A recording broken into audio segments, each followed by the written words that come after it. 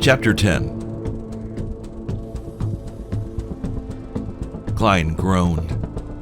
He had known the flare gun was gone, but he had thought he would just walk out of the DZ through a checkpoint. That was no longer an option. Extraction was the only way out. Klein ransacked the hideout, but no one had left or lost their flare gun in here. He put his face in his hand and groaned again. His body wanted sleep, rest, and warmth. Searching for a flare gun could take hours.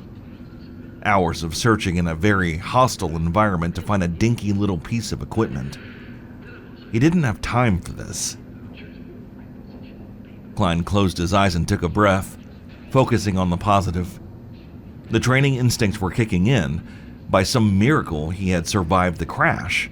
He had scavenged and re-geared and rearmed while on mission. He had made it to the DZ and actually found the antivirals.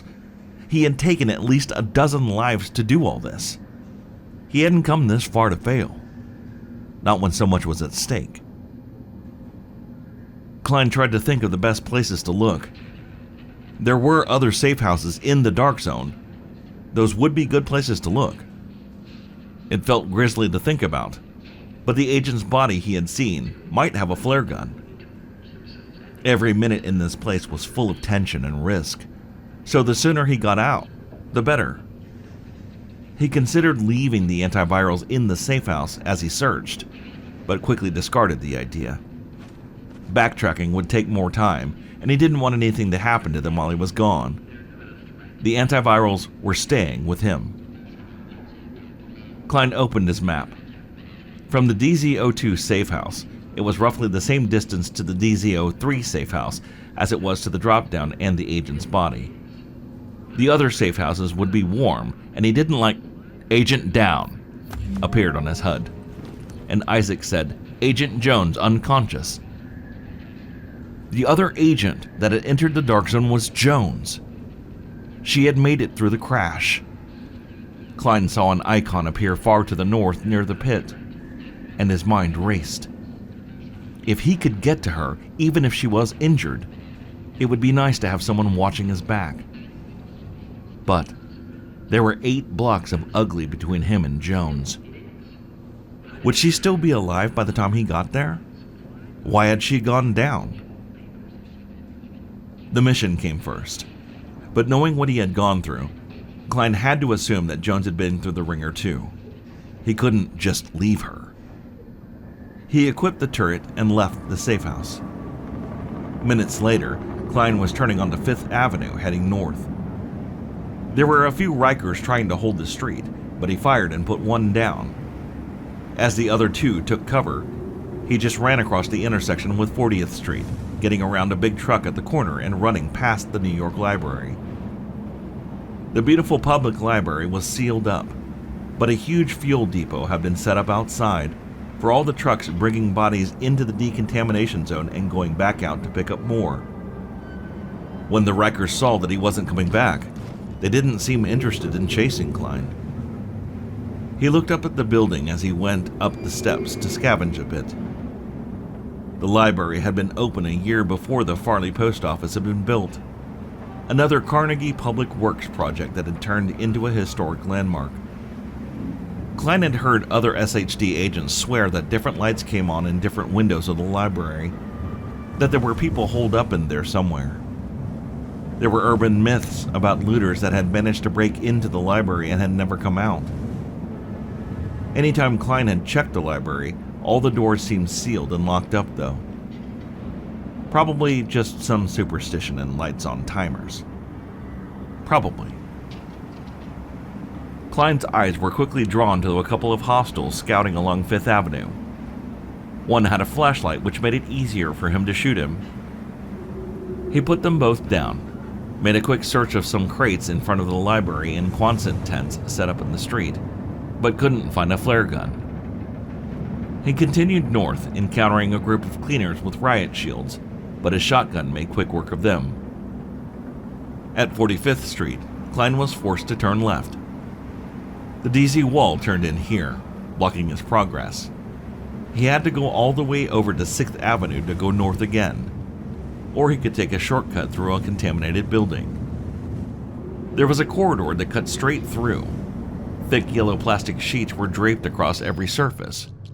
Collapsible tubing ran across the ceiling. A huge pump sucked and filtered the contaminated air inside, and a sickly green fluorescent light made it look creepy. Klein moved his mouth around to make sure his mask was still sealed against his face good and tight.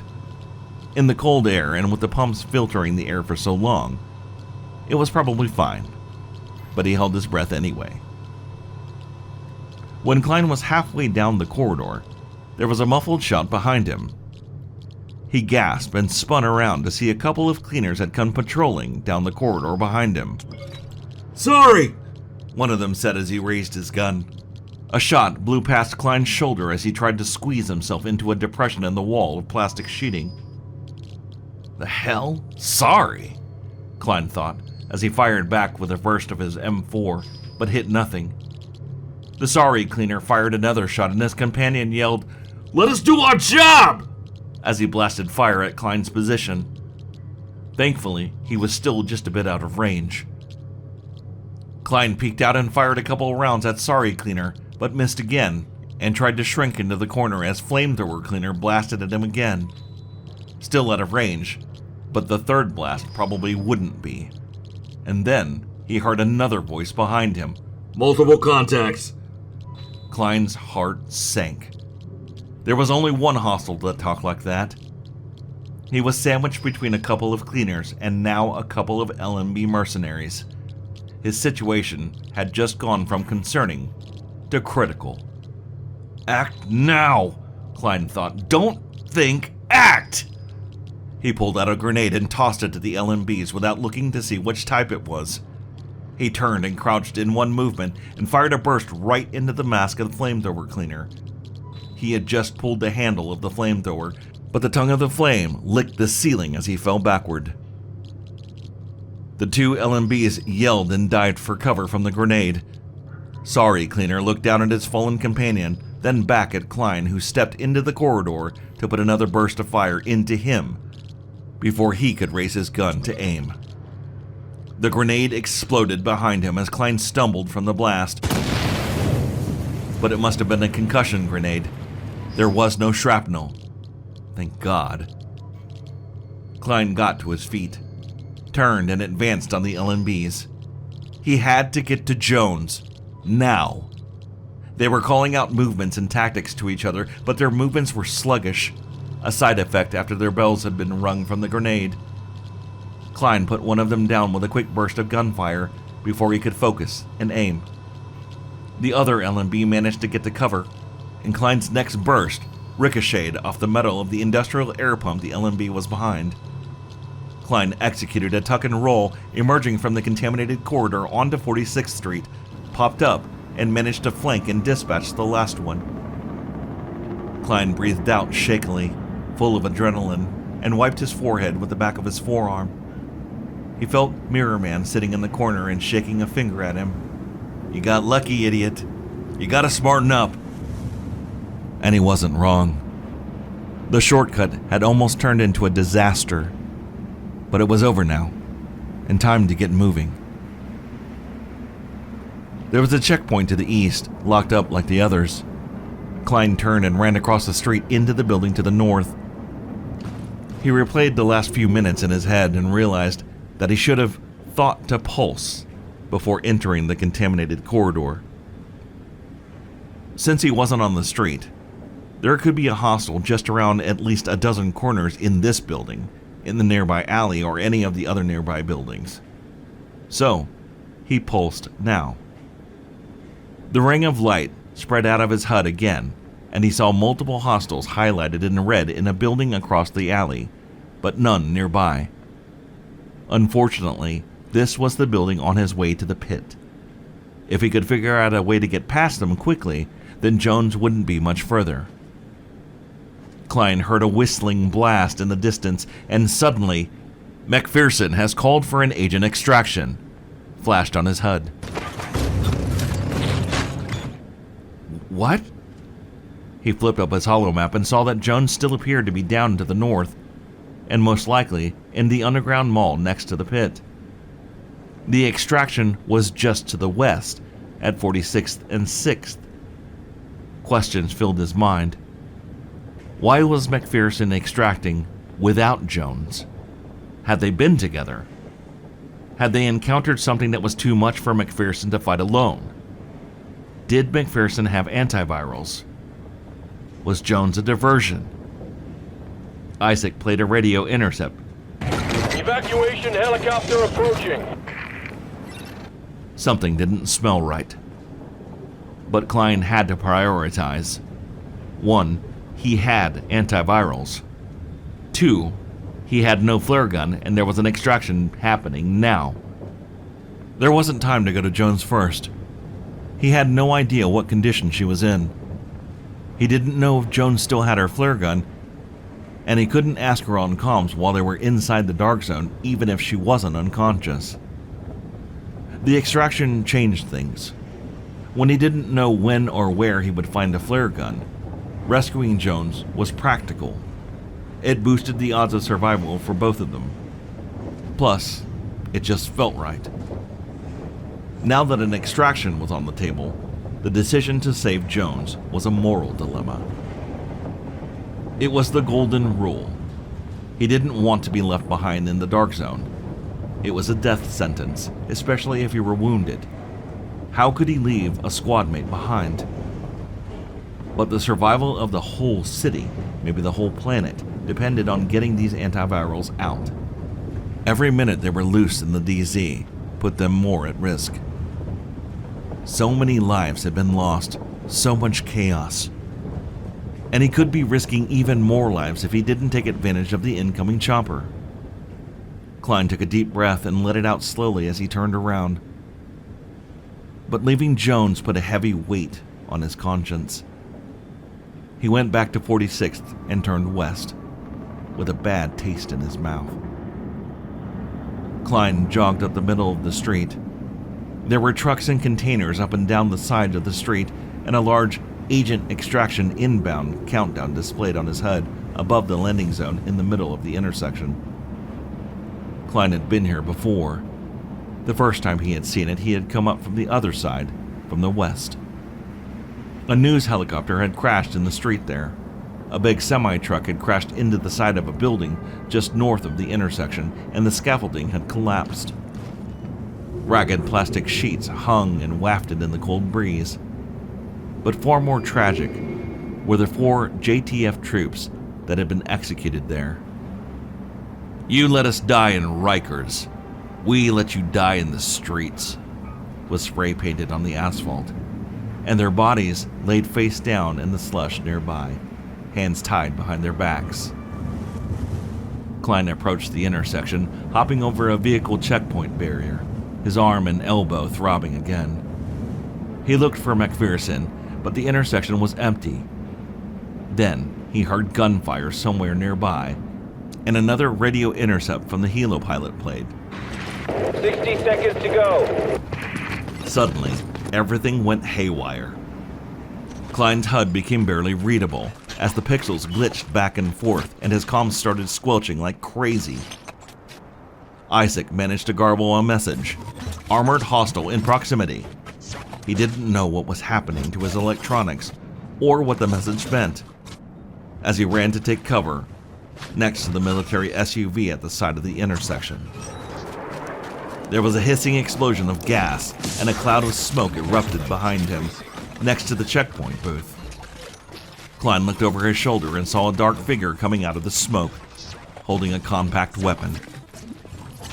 Klein couldn't see the hostile's face, only dark holes in the full-face mask. The hostile's whole outfit was bristling with pouches, blades, and grenades. He was holding a bullpup rifle. Klein turned and hip-fired wildly, moving around the SUV to put some cover between him and whatever this was. The dark soldier took cover behind the checkpoint barrier and blind-fired over the barrier at him. Klein judged that he was close enough, switched to his M870, stood and fired shell after shell. The hostile ducked behind the cover as he fired, and then the shotgun was empty. Klein tossed a concussion grenade and reached back for the M4, expecting the hostile to retreat to escape the blast. Instead, the trooper in black rushed forward, jumping over the barrier towards the SUV Klein was behind. Klein had no shells in his shotgun, but he was still in the middle of switching, so he couldn't force him back into cover. The high-threat hostile came around the SUV at Klein, closing range rapidly. Time slowed as Klein's adrenaline surged. As the dark hostile drew closer, it slung its F-2000 and drew an axe in one fluid motion, raising it over his head. Klein's finger found his M4 and closed around it to bring it up. He noticed glowing circles of orange light on the hostile's vest. They were division agent watches. This was the thing, hunting and killing agents all over the DZ. Klein stumbled back, just as the hunter brought the axe down, the head clanging against the side of the SUV instead of into his skull. Klein turned and scrambled away, fumbling for his M4 rifle again, running toward a truck to the other side of the intersection when he heard a familiar.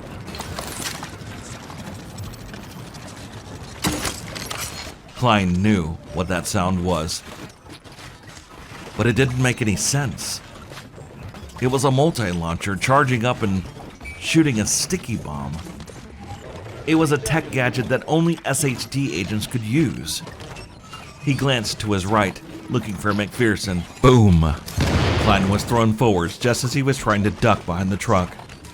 He hit the ground hard, body stinging, ears ringing, the smell of blood in his nose. Worse, his M4 was skittering across the snow and slush on the ground. On your feet and move! He screamed to himself. Klein grit his teeth and yelled as he picked himself up, everything hurting, grabbing his gun as he moved, running further west, past the intersection, using the trucks as cover. Getting some distance from this operator seemed like a very good idea. Bullets hit the ground just behind him and the side of the truck he crouched against. Klein's thoughts raced. Wait, this hunter fired that sticky bomb? He thought to himself. The first aid nanites were fired from the same multi-launcher that fired sticky bombs. But it was all SHD tech. Only division agents should have it and be able to use it. And this hunter definitely was not a division agent. There was gunfire and explosions coming from the north again, probably McPherson engaging some hostiles. If he could run through the building to the north and link up with him, maybe they could engage this motherfucker together. A grenade clinked on the ground nearby and made up his mind for him. Klein made a rolling side jump to get out of the range of the grenade, stood, and ran. He reached for his turret, then realized that his HUD was telling him that all his SHD tech had been disrupted. He couldn't use his turret until everything rebooted and synced up again, which was going to take another 10 seconds. This seemed like a very long time. The grenade exploded as Klein ran past a police car. A burst of fire tore into his left side, 3 bullets in his left arm and shoulder. He groaned and grit his teeth as he took cover behind a big concrete planter. It fucking hurt. The hunter was advancing, so Klein blind fired over the top of the planter. The hunter took cover and Klein traded fire with him for a few seconds until his HUD showed that he could use his pulse and turret again.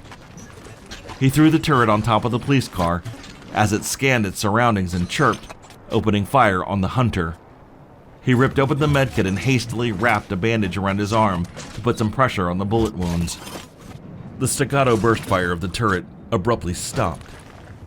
Klein poked his head up, getting ready to move through the courtyard to the north. The crack of gunfire made him jerk back instinctively. The bullets impacted where he had peeked a moment later, and he realized that it was his own turret that had opened fire on him. It hacked my turret? Klein thought. This was getting worse and worse. I need help. I can't handle this on my own, Klein decided. He couldn't see the hunter, but he knew it must be advancing on his position again, because it's what he would be doing. Klein fired his M4 in the direction of the hostile to make him back off or slow him down, and he ran through the mid-building courtyard around another big planter towards the gunfire he was hearing to the north of the intersection. His turret fired a few bursts towards him as he left, but missed. 30 seconds. The helo pilot announced. On the other side of 47th, his feet trampled over old protest signs, past bodies laying in the street with blankets laid over them. He passed a mailbox, a subway entrance, and a burning car in the middle of the street. And finally, he spotted McPherson, taking cover behind a burned-out SUV from hostiles to the south. He took cover next to him, and McPherson shouted in surprise, It's me, Klein!" He called over the din of gunfire. "Yo, Mac, let's push. Hostile on my 6 incoming," Klein said, pointing behind them. McPherson looked surprised, a little perplexed, but then nodded his head. "Right. There's one, but he's packing. And he's using SHD tech," he warned as they exited cover to push on the hostile's position.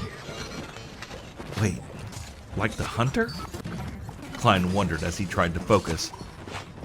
As they both stood, McPherson tossed out a seeker mine, and Klein could see where it was targeting as it rolled and skittered down the street, hopping over obstacles. Another dark figure stood and threw a turret over their heads to land behind them. It was another hunter, face hidden and gear bristling just like the first one. This one had a sniper veil covering his head. "There's more than one?" Klein thought anxiously. He and McPherson advanced, firing simultaneously, but the sniper hunter retreated back, doing a side jump and roll to his side to escape the range of the seeker mine as it exploded near him. "That's SHD training," Klein thought. The hunter crouched behind the military SUV, tossing out a grenade. McPherson had to stop firing to dodge the blast range of the grenade. Then the turret chirped, and they both had to take cover from the stream of fire from behind them. 15 seconds. This was not good. They were advancing into a pincer. They had pushed the second hunter back, but the first hunter was going to come around the corner any moment now. They would be like fish in a barrel. They had to move. Now. "Mac, the subway!" Klein yelled, tossing his second-to-last grenade behind the SUV, forcing the hunter to move further away from the nearby subway entrance. They both stood and ran across the street to the subway entrance. The hunter retreated as they advanced, behind the bus stop. The hunter's turret fired at them, but the shot swung wide, and there was a barricade giving them some cover, so they made it miraculously unscathed. The subway entrance was covered with more of the thick yellow plastic, and as they moved underground, there were only generator and battery lights illuminating the darkened station. The corridor went down and turned to the left. There were dead rats and trash littering the floor, making long shadows on the floor from the dim, sporadic lighting. Isaac showed lots of tiny red triangles in the air, showing the area as contaminated. Klein looked back and saw the bright searchlight of the evacuation helo arriving. Behind them, grenades clinked down the stairs and exploded. As they scooted down the corridor and around the corner, Klein hit his pulse and looked long enough to see that the hunters were not moving closer to the subway stairs.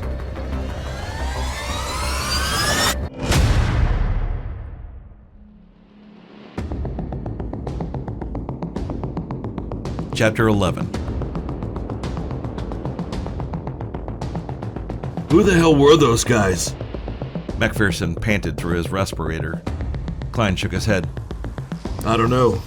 They've been killing agents all over the DC, and I've got a feeling that whatever extraction point we go for, they're gonna be there.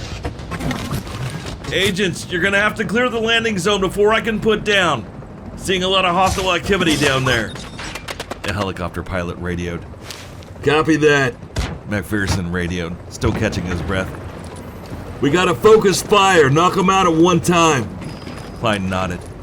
We take them out, extract the antivirals, and get the hell out. And then an idea popped into his head. A solution to the moral dilemma.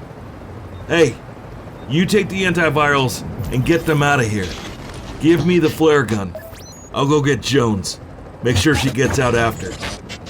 McPherson stopped and looked at Klein. You got the antivirals? Klein nodded, keeping an eye on the hunter's highlighted outline above them, patting his sling pack. Affirmative. Come on.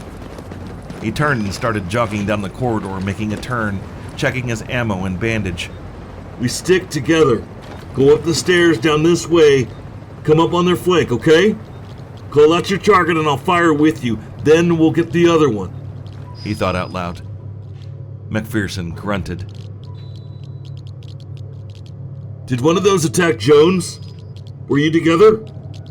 Klein asked as they jogged through the darkness. Klein felt something. Maybe he heard a shift in the way McPherson was walking. Maybe it was how long McPherson paused after he asked the question. Maybe it was the dead awake graffiti he saw on the billboard as they came around the corner. But he felt an intuition and suddenly spun to the side just as McPherson fired a blast from a sawed-off shotgun right where he had been. The sound from the blast reverberated off the tiled walls of the subway platform, and McPherson re-aimed and fired the other barrel as Klein leapt over the fallen vending machine at the next curve in the corridor, and the deadly blast tore a chunk out of the tile in the wall. McPherson swore and threw the spent sidearm. He reached back to draw his rifle, but Klein was already aiming his M4. He couldn't believe what had just happened, but he wasn't going to deny it. He fired 7 rounds right into McPherson's chest, and his armor did not withstand the barrage. McPherson slumped to the floor with a sigh. Agents, I have RTB in another minute. Need the landing zone cleared before I can put down. The pilot repeated over the radio. Klein lowered the gun, his jaw hanging open in disbelief and disgust. Agents went rogue in the dark zone sometimes, but this made no sense. He walked up to McPherson, kicking his gun away as the blood leaked from his back, pooling around him. Why? Klein yelled, panting, standing over him. We could have taken them. We could have gotten the antivirals out together. The pool of blood was spreading, touching Klein's boot now. McPherson coughed and hacked, struggling to speak. I'm sorry, was all he could gasp out before he went limp, and the spark went out of his eyes. Klein stood baffled. He had disliked McPherson, but he hadn't thought he was the type to go rogue. Maybe that was why he disliked him all along. Klein had a feeling that Jones might have some answers if he could get to her in time. Cleaners lurking in the subway station must have heard the shots. Klein reloaded, paused to take McPherson's ammo and flare gun, and shoved the sawed-off shotgun into his holster too. Then he used the top of the fallen vending machine like a table and dumped out McPherson's sling pack, looking for clues or anything useful. There were no antivirals. He might have assumed that McPherson wanted to kill him, take his antivirals and extract to take all the glory, but he had volunteered to give them to Mac before he took the shot. Klein wondered how Mac planned to deal with the hunters on his own. He took an incendiary grenade and moved out before the cleaners could sneak up behind him. The darkened subway station gave him the creeps. Agents, I am out of here, the helipilot said. Even down in the subway, Klein could hear the powerful engine throttling up and flying off. Klein walked down the maze of corridor towards the underground mall of 30 Rockefeller Plaza. The hunters seemed reluctant to come down here, so he would use the underground tunnels to get to Jones. In the main concourse of the station, there were portable enclosures that had been set up, yellow plastic stretched over pipes to make flimsy walls. Scientists and doctors had examined the deceased infected people here. The overhead lights were all out, but there were lights on batteries or generators inside the enclosures, making gruesome silhouettes of the deceased bodies on the gurneys. Klein could hear cleaners talking through their masks to each other, somewhere back there or down on the platform stairs, but he stayed out of sight. He was in bad shape. As his heart rate came down and the adrenaline began to ebb, the pain in his arm and shoulder was growing. Klein had to see to his field dressing soon. More pain meds would be good, but he needed to get the hell out of here and heal up. Those hunters were going to be a problem. Klein stopped, slipped off his sling pack, and swapped out his turret module for the first aid nanites. Took out another canister and activated it with his thumb. The cloud of nanites engulfed him again, and he felt them on his skin. Hopefully, they would speed up the healing or prevent some blood loss. He felt a surge of energy, but the pain was still there, and he made a mental note not to push it. The underground mall, or the concourse, as it was called, was connected to the famous Rockefeller Center, where the ice rink was set up every year. That cheery ice rink was now filled with dead bodies, and grimly referred to as the pit. Inside the mall, it was more confusing. Some of the walls and most of the columns were covered by sheets of yellow biohazard plastic. There were bodies, coffins, research tables with dried blood, medical equipment, and yellow bags of biowaste everywhere. There were storefronts poking out here and there. Souvenir shops, clothing stores, a flower shop here, electronics over there, and Christmas trees with sparkling lights sitting in the midst of all of this. Jones was somewhere down here. He walked past a billboard for a credit card, touting it as Santa's Little Helper, but someone had painted a Grim Reaper over it. He noticed more and more bodies wrapped in plastic. Sierra had run out of body bags at some point, and made do with what they had, until the decontamination zone was abandoned. Klein walked, keeping a sharp eye for movement. The concourse was laid out like a figure 8 that laid east to west, the pit laying to the east side of it. Klein was walking from the southwest corner, where it had connected to the subway platform. Jones wasn't much further, at the other end, near where the mall connected to the pit. As he came to the middle part of the figure 8, he saw a heavy cleaner. Another one of the bulky cleaners with a huge flamethrower and multiple tanks of fuel, like Hellfire from the subway morgue. This one was walking away from him, moving north, and hadn't spotted him. Klein wanted to keep it that way. He crouched down next to the barricade graffitied with "We got your back," and sent out a pulse to see if anyone else was nearby. In his current condition, it would be best to avoid them. He could see 5 more shapes through the walls, appearing in red on the east side of the figure 8. They were patrolling, coming around the corner towards Klein, but hadn't spotted him yet. It was dark in the concourse, and he was probably safe for another 10 seconds. So there were 6 cleaners in total.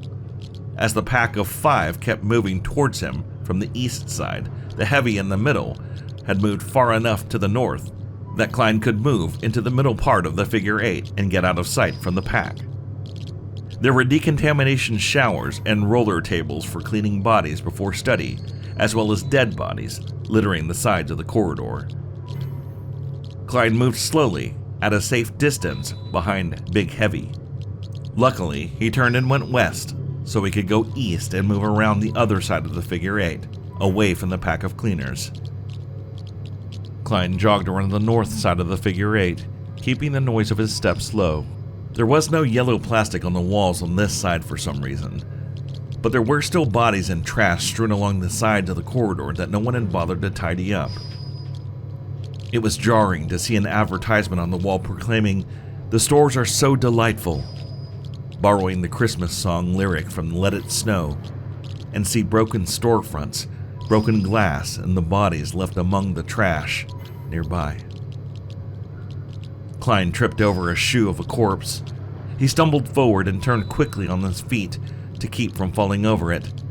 But in the process, his sling pack banged into the plate glass at the storefront, which broke apart and fell to the floor noisily as he dove away from it, trying not to get cut by the shards. As he rose back up to his feet, he looked up and saw the tank had turned around and was looking right at him. His blood ran cold. He heard the man yell under his mask as he leveled the huge flamethrower at Klein, and white-hot fire arced across the distance towards him. There was a thick column a few steps away to his right, and Klein leapt behind it to take cover, but he already knew he had fucked up badly. He had to take out this tank quickly, because there were 5 more cleaners that would come to see what the noise was within moments. The best way to take him out quickly would be to rupture his tanks, just like before. But this would guarantee that the others would hear and come running. However, the only alternative was to try and shoot his armor enough to penetrate it, and that probably would take too long.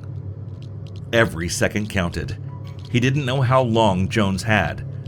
She could be bleeding out right now. Klein unslung his M44. He took a deep breath, and at that moment, the tank took his finger off the trigger of the flamethrower. He leaned out and shot at one of the heavy's tanks and heard the satisfying whistle of gas escaping for a moment before the tank exploded, causing him to stumble. The explosion boomed throughout the concourse, and Klein heard the group of cleaners yelling, calling to each other. They would be here in seconds. While Big Heavy regained his footing, Klein cycled the bolt of the M44 and re-aimed. The tank looked up, light glinting and reflecting off the goggles of his mask. Klein put a bullet straight through his left eye, and the tank crumbled to the ground, his flamethrower and equipment making clunking noises as they hit the floor. A shotgun blast tore through the huge chunk of the column not far from his face, and Klein turned and took cover behind the different side of the column as another cleaner rushed in with a shotgun. Klein grabbed his grenade and tossed it out where they were grouped to force the cleaners back, and he ran to the west, where the tank cleaner had been headed before he tripped. There was another column. The words, "Can you feel me now?" spray painted on the wall near it.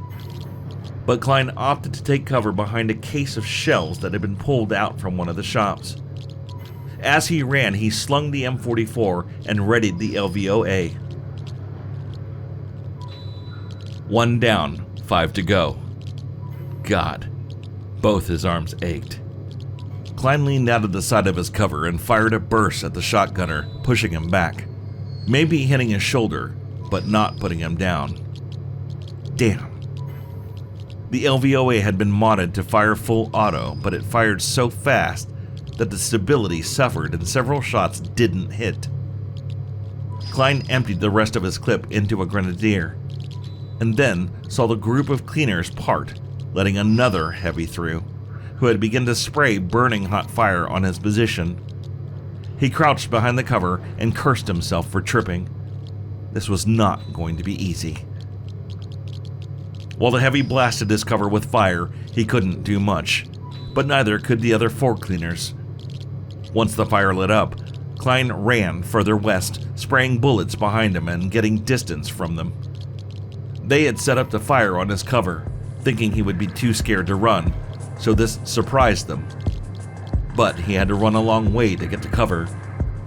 Fortunately, so did they. They fired, and bullets hit the floor and walls around him as he ran, but didn't seem to find him. He made it to a big planter and stacks of plastic coffins at the other end, and was able to use the M44 from behind cover to pick off the cleaners one by one as they tried to run after him. It wasn't until after the last one fell to the floor that he realized how tightly he was gripping his gun, how hard he was panting, how fast his heart was beating. He turned around and sat on the floor, his back to the planter, letting the gun slide to the ground as he caught his breath. "You can't lose focus like that. Keep it together. Just a little longer," he told himself.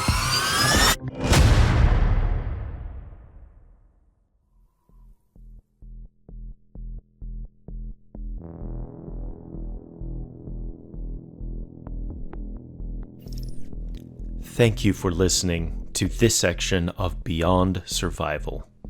Written by Matthew Shields, narrated by Mark A. Davis. If you enjoyed this, please like and subscribe. More chapters coming next week. Until then, stay frosty.